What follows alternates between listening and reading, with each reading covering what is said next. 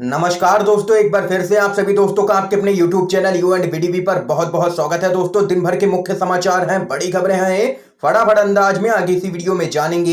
ये वो खबरें हैं जो गोदी मीडिया आप तक नहीं पहुंचाता है। तो वहीं दोस्तों, खबरों की तरफ बढ़ने से पहले आप लोगों से एक छोटा सा निवेदन है कि अगर आप लोग भी खुलकर के देश भर में नफरत फैला रही गोदी मीडिया का बहिष्कार करते हैं, विरोध करते हैं, तो अब इस वीडियो को लाइक कीजिएगा, चैनल को फ्री में सब्सक्राइब करके बेल के आइकन को जरूर दबाइएगा दोस्तों, और कमेंट बॉक्स में कमेंट कीजिएगा। जय हिंद, जय भारत। दरअसल दोस्तों, पहली बड़ी अपडेट आप लोगों को बताते चलें, जहांगीरपुरी बुलडोजर एक्शन पर सुप्रीम कोर्ट का बड़ा फैसला, कहा तोड़ फोड़ पर अगले 2 हफ्ते तक जारी रहेगी रोक। आप लोगों को बताते चले, जहांगीरपुरी में बुलडोजर एक्शन पर सुप्रीम कोर्ट में आज भी सुनवाई हुई है। सुप्रीम कोर्ट ने इस मामले में सुनवाई 2 हफ्ते के लिए टाल दी है। हालांकि तब तक कोर्ट ने यथास्थिति बनाए रखने का आदेश जारी रखा है।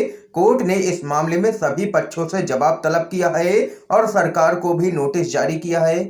सुप्रीम कोर्ट के जजों ने इसके साथ ही आगे कहा है कि हमारे आदेश के बाद भी कार्रवाई चलती रही है, तो हम इसे भी गंभीरता से लेते हैं। इसके साथ ही जहांगीरपुरी केस के मामले में सुप्रीम कोर्ट में बोले हैं याचिकाकर्ता के वकील, कहा एक समुदाय को किया जा रहा है लगातार टारगेट, पहले कभी दंगे के बाद नहीं हुई ऐसी कार्रवाई। इसके साथ ही याचिकाकर्ता के वकील दुष्यंत दवे ने आगे कहा है कि दिल्ली में 1731 अनधिकृत कॉलोनी है, लगभग 50 लाख लोग इनमें रहते हैं, लेकिन एक ही कॉलोनी को निशाना बनाया जा रहा है। आपने घरों को बर्बाद किया, आपने गरीबों को टारगेट किया है। आपको साउथ दिल्ली या पॉश कॉलोनियों में कार्रवाई करनी चाहिए, लेकिन आपकी कार्रवाई सिर्फ गरीबों पर हो रही है। ये यहाँ पर सुप्रीम कोर्ट में कहना है याचिकाकर्ता के वकील का। इस बीच एक और बड़ी खबर बताते चलें, कांग्रेस पार्टी ने पीएफआई के साथ साथ आरएसएस, बजरंग दल और वीएचपी पर भी प्रतिबंध लगाने की मांग कर दी है। आप लोगों को बताते चले, कर्नाटक कांग्रेस की प्रचार अभियान समिति के अध्यक्ष एमबी पाटिल ने कहा है कि आरएसएस, विश्व हिंदू परिषद और राम सेना पर भी पॉपुलर फ्रंट ऑफ इंडिया और इसके राजनीतिक संगठन social democratic party of India के साथ प्रतिबंध लगाया जाना चाहिए। कर्नाटक के पूर्व गृह मंत्री ने कहा है कि यदि बीजेपी नीति सरकार ने इस तरह के सभी सांप्रदायिक संगठनों पर प्रतिबंध लगाने का फैसला किया, तो कांग्रेस इसका पूरी तरह से समर्थन करेगी। पाटिल ने आगे कहा है कि ऐसी खबरें हैं कि केंद्र सरकार पीएफआई पर प्रतिबंध लगाने की योजना बना रही है, उसे तत्काल ही ऐसा करना चाहिए। उसके साथ साथ आरएसएस, बजरंग दल, विहिप और श्री राम सेना को भी प्रतिबंधित किया जाना चाहिए, क्योंकि इन सभी संगठनों ने देश का माहौल खराब करके रख दिया है।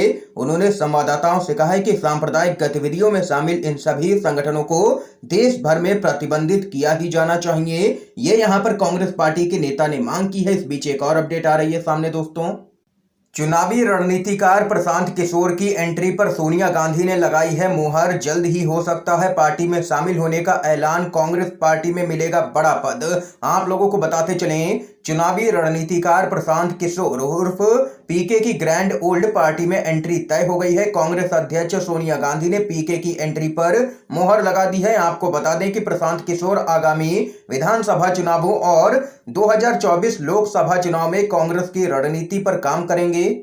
कांग्रेस अध्यक्ष सोनिया गांधी ने प्रशांत किशोर के संबंध में पार्टी के वरिष्ठ नेताओं से बातचीत की है और स्पष्ट कर दिया है कि प्रशांत किशोर पार्टी में जल्द ही शामिल होंगे।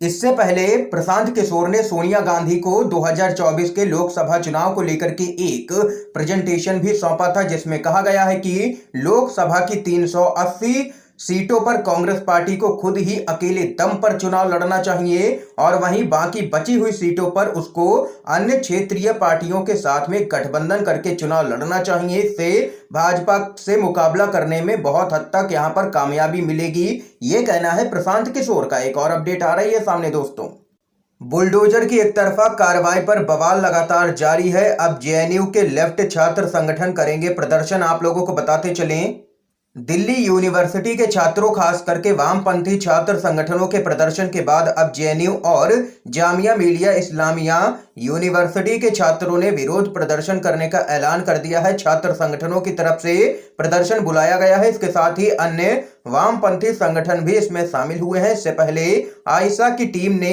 साइट का दौरा किया था और वहां के लोगों से बातचीत की थी। अब यहां पर देख सकते हैं कि जेएनयू के लेफ्ट छात्र संगठन विरोध प्रदर्शन करेंगे।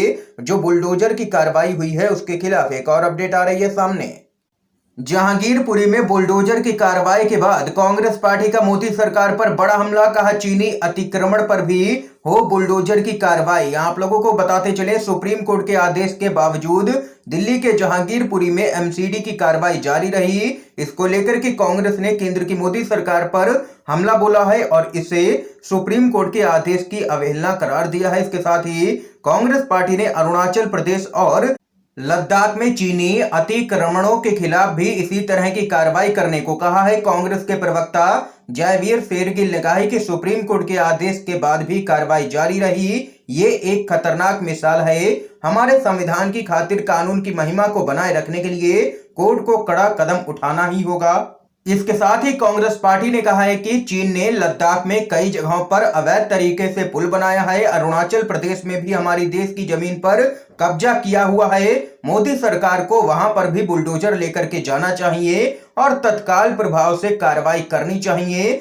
दोस्तों, अगर आप लोग भी कांग्रेस पार्टी के इस बयान का समर्थन करते हैं तो अभी इस वीडियो को लाइक कीजिएगा, अपना समर्थन दर्ज करवाइए। अगली बड़ी खबर की तरफ बढ़ते हैं।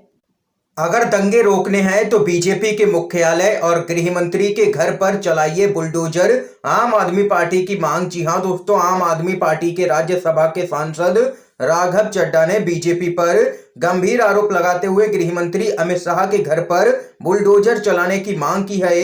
राघव चड्ढा ने कहा है कि देश भर में जगह जगह पर दंगे भारतीय जनता पार्टी ही करवा रही है। सरेआम बीजेपी बुलडोजर चला रही है। अगर भारत देश में दंगे रोकने हैं तो बीजेपी के मुख्यालय पर बुलडोजर चलाइए। हम गारंटी देते हैं कि अगर भाजपा के मुख्यालय पर बुलडोजर चलेगा तो दंगे देश में रुक जाएंगे। उन्होंने आरोप लगाया है कि यही लोग दंगे कराते हैं। राघव चड्ढा ने आरोप लगाया है कि दिल्ली दंगे का मुख्य अभियुक्त अंसार बीजेपी का ही नेता है।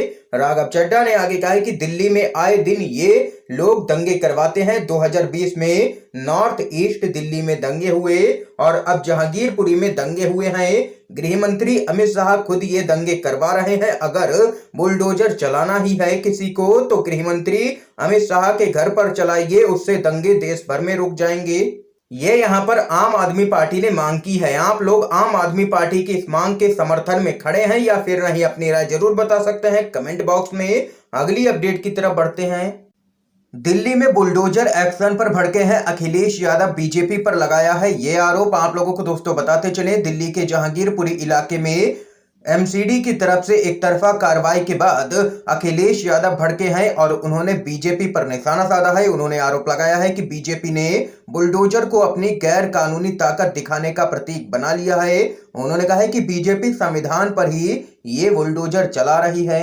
उन्होंने आगे कहा है कि मुसलमान व अन्य अल्पसंख्यक, पिछड़े व दलित इनके निशाने पर तो पहले से ही थे, अब तो इनके उन्माद का शिकार हिंदू भी हो रहे हैं। भाजपा दरअसल संविधान पर ही ये बुलडोजर चला रही है।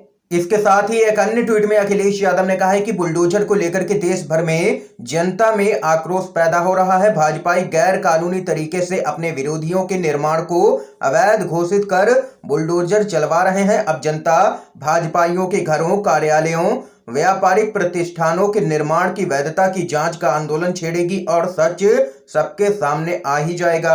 ये यहाँ पर भाजपा पर भड़के हैं अखिलेश यादव। इस समय की दोस्तों आज की सभी बड़ी खबरें थी, मुख्य समाचार थे जो हमने आप लोगों तक पहुंचाए हैं U&VDV के माध्यम से। अगर आप लोगों को ये वीडियो पसंद आया हो तो इस वीडियो को लाइक कीजिएगा, ज्यादा से ज्यादा इस वीडियो को शेयर कीजिएगा ताकि आप सभी के दोस्त भी मुख्य समाचारों को जान सकें। वीडियो देखने के लिए आप सभी दोस्तों का बहुत बहुत धन्यवाद।